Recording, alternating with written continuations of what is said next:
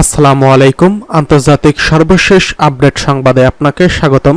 শুরুতেই জানিয়ে দেব সংবাদ শিরোনাম। ইসরায়েলি অপরাধযজ্ঞের অংশীদার আমেরিকা। ইসরায়েলকে অবশ্যই শাস্তি দেওয়া হবে, কঠোর হুঁশিয়ারি মাসুদ পেজেশকিয়ানের। জানিয়ে দেব ইসরায়েলি ঘাঁটিসহ বিভিন্ন জায়গায় হিজবুল্লাহর হামলা।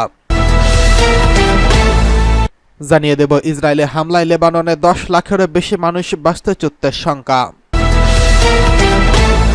সর্বশেষ জানিয়ে দেব ইয়েমেনে হুদাইদা বন্দরে তেল ও বিদ্যুৎ স্থাপনার উপর ইসরায়েলি হামলা, ক্ষয়ক্ষতি এখনও অজানা। এতক্ষণ শুনছিলেন সংবাদ শিরোনাম, এবারে বিস্তারিত। ইসরায়েলকে অবশ্যই শাস্তি দেওয়া হবে, প্রেসিডেন্ট পেজেশকিয়ানের কঠোর হুঁশিয়ারি। ইরানের প্রেসিডেন্ট মাসুদ পেজেশকিয়ান বলছেন, ইহুদিবাদী ইসরায়েলকে সিদ্ধান্তমূলক শাস্তি দেওয়া এখন তেহরানের জন্য অবশ্যম্ভাবী বিষয়ে পরিণত হয়েছে। তিনি গতকাল মন্ত্রিসভার এক বৈঠকে ইহুদিবাদী বাহিনীর হাতে লেবাননের হিজবুল্লাহর প্রধান সৈয়দ হাসান নাসরুল্লাহ শাহাদাতের কঠোর নিন্দা জানান। আমেরিকা সহ সরবরাহ করা বাংকার ব্লাস্টার বোমা নিক্ষেপ করে সৈয়দ হাসান নাসরুল্লাহকে হত্যা করা হয়েছে বলে তিনি উল্লেখ করেন। পেজেশকিয়ান বলেন, এই অপরাধযোগ্য প্রমাণ করছে যে ইহুদিবাদী অপরাধ চক্র কোনো আন্তর্জাতিক আইন বা রীতিনীতি মেনে চলতে বাধ্য নয়। তিনি বলেন, ইসরায়েলের অপরাধযোগ্য গ্রহণযোগ্য নয় এবং এসব অপরাধের অবশ্যই জবাব দেওয়া হবে। ইরানের প্রেসিডেন্ট বলেন, অতীত অভিজ্ঞতায় দেখা গেছে কোনো স্বাধীনতাকামী আন্দোলনকে এই আন্দোলনে প্রথম সারির নেতাদের হত্যা করে নির্মূল করা যায়নি, বরং নিপীড়ন ও অন্যায় বিরোধী আন্দোলনের ঝান্ডা হাতে তুলে নেওয়ার জন্য ডজন খানেক মানুষ সামনে এগিয়ে এসেছেন। ইরানের প্রেসিডেন্ট বলেন, ইসরায়েলি অপরাধযজ্ঞের ব্যাপারে নীরবতা অবলম্বন করে আমেরিকা ও তার পশ্চিমা মিত্ররা তেল আবিবকে আরও বেশি অপরাধ করতে উৎসাহিত করছে। পশ্চিম এশিয়া অঞ্চলে ইসরায়েলি পাশবিক আগ্রাসন বন্ধ করতে সকল আরব ও মুসলিম দেশকে এগিয়ে আসার আহ্বান জানান প্রেসিডেন্ট পেজেশকিয়ান। এদিকে ইসরায়েলি ঘাঁটিসহ বিভিন্ন জায়গা লক্ষ্য করে হিজবুল্লাহর রকেট বর্ষণ। প্রচণ্ড চাপের মধ্যেও দখলদার ইসরায়েলের উপর হামলা অব্যাহত রেখেছে লেবাননের সশস্ত্র গোষ্ঠী হিজবুল্লাহ। ইসরায়েলের 3টি বড় অভিযান চালিয়েছে। কাতার ভিত্তিক সংবাদ মাধ্যম আল জাজিরা জানিয়েছে, হিজবুল্লাহ যোদ্ধারা দখলদার ইসরায়েলের উত্তরাঞ্চলে রকেট বর্ষণ ছড়েছে।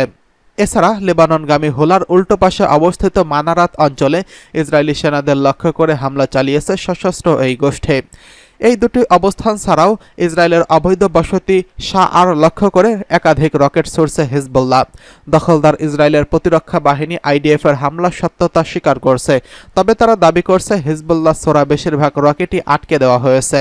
গত বছরের 7 অক্টোবর ফিলিস্তিনি সশস্ত্র গোষ্ঠী হামাস ও ইসরায়েলের মধ্যে যুদ্ধ শুরু হয়। ওই সময় হামাসকে সহযোগিতা করতে ইসরায়েলের উত্তরাঞ্চলে অবৈধ বসতিতে রকেট হামলা শুরু করে হিজবুল্লাহ। এতে করে ইসরায়েলকে 60,000 বাসিন্দাকে সরিয়ে নিতে হয়। ইসরায়েল চাইছিল হিজবুল্লাহ যেন রকেট হামলা বন্ধ করে দেয়, কিন্তু সশস্ত্র গোষ্ঠী হাসান নাসরুল্লাহর সর্বশেষ বক্তব্যে বলে যান, যতদিন পর্যন্ত এই গাজায় হামলা অব্যাহত থাকবে ততদিন পর্যন্ত তারা রকেট হামলা বন্ধ করবে না। এমন ঘোষণা দেওয়ার 1 সপ্তাহ পরই নাসরুল্লাহকে বিমান হামলা চালিয়ে হত্যা করেছে ইসরায়েল। যদিও দলের প্রধান নিহত হয়েছেন, কিন্তু হিজবুল্লাহ যোদ্ধারা তাদের হামলা পুরোপুরি বন্ধ করেনি। এদিকে ইসরায়েলের হামলায় লেবাননে 10 লাখেরও বেশি মানুষ বাস্তুচ্যুতের শঙ্কা। লেবাননে প্রধানমন্ত্রী নাজিব মিকাতি বলছেন, ইসরায়েলে অব্যাহত বিমান হামলার কারণে ইতিমধ্যেই 10 লাখেরও বেশি মানুষ ঘরবাড়ি ছাড়তে বাধ্য হয়ে থাকতে পারে। এটাই সবচেয়ে বড় বাস্তুচ্যুত হওয়ার ঘটনা। লেবাননের স্বাস্থ্য মন্ত্রণালয়ের তথ্য অনুযায়ী বৈরুতে হিজবুল্লাহর নেতা হাসান নাসরুল্লাহ হত্যার 2 দিন পর রোববারেও বিমান হামলার 50 জন নিহত হয়েছেন। অন্যদিকে হিজবুল্লাহ উত্তরাঞ্চল লক্ষ্য করে আরও রকেট ছুড়ছে। ওইদিকে ইসরায়েল জানিয়েছে, তারা ইয়েমেনে ইরান সমর্থিত হুতিদের সামরিক স্থাপনা লক্ষ্য করে বড় ধরনের বিমান হামলা চালিয়েছে। রোববার হিজবুল্লাহ তাদের শীর্ষ সামরিক কমান্ডার আলী কাকারি এবং একজন সিনিয়র ধর্মীয় নেতা শেখ নাবিল কাউক ইসরায়েলের বিমান হামলায় নিহত হয়েছেন বলে নিশ্চিত করেছেন।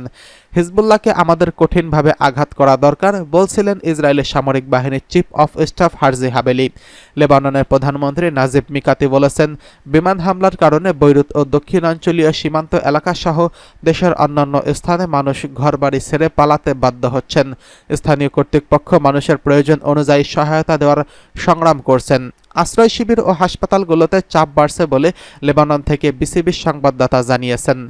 25 বছর বয়সী আয়া আয়ুব বিবিসিকে বলছেন তাদের 6 সদস্যর পরিবারের সঙ্গে তাকে বৈরুতের দক্ষিণাঞ্চলীয় আল ঘাগির শহরতলির বাড়ি ছাড়তে হয়েছে, কারণ সেখানে অবস্থান করাটা অনেক বিপজ্জনক হয়ে উঠছিল। তার বাড়ির আশপাশের সব ভবন ধ্বংস হয়ে গেছে এবং তিনি এখন বৈরুতের আরেকটি বাড়িতে আরও 16 জনের সঙ্গে অবস্থান করছেন। আমরা শুক্রবার ছেড়ে আসি এবং যাওয়ার কোনো জায়গা ছিল না। রাত 2টা পর্যন্ত রাস্তায় ছিলাম। এরপর একদল ব্যক্তি আমাদের সহায়তা করে একটি নির্মাণাধীন আবাসিক ভবনে নিয়ে আসেন। রাতে মোমবাতি নিয়ে বসে বাস করতে হয়েছে। খাবার ও পানি আনতে হচ্ছে বাইরে থেকে।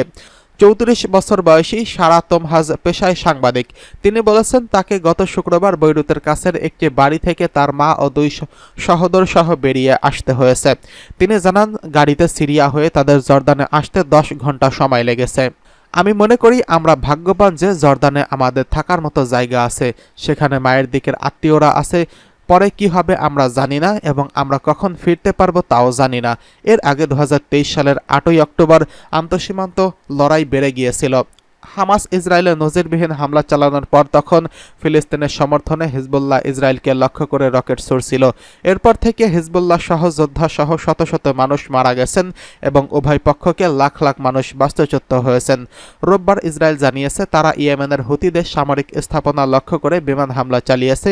সেখানে বিদ্যুৎ কেন্দ্র এবং রাশ ইশা হুদাইদা বন্দরে হামলা হয়েছে। ফুটেজে দেখা যাচ্ছে বন্দরে বড় ধরনের বিস্ফোরণ হয়েছে। ইসরায়েল বলছে হুতি সম্প্রতি যেই ক্ষেপণাস্ত্র হামলা করেছে তা পাল্টা হিসেবে তার হামলা শুরু করেছে। শিয়া গোষ্ঠীর হুতিরা ইয়েমেনের বড় অংশ নিয়ন্ত্রণ করে। তারা ইসরায়েলের হামলাকে নিষ্ঠুর আগ্রাসন হিসেবে উল্লেখ করে এর তীব্র নিন্দা জানিয়েছেন।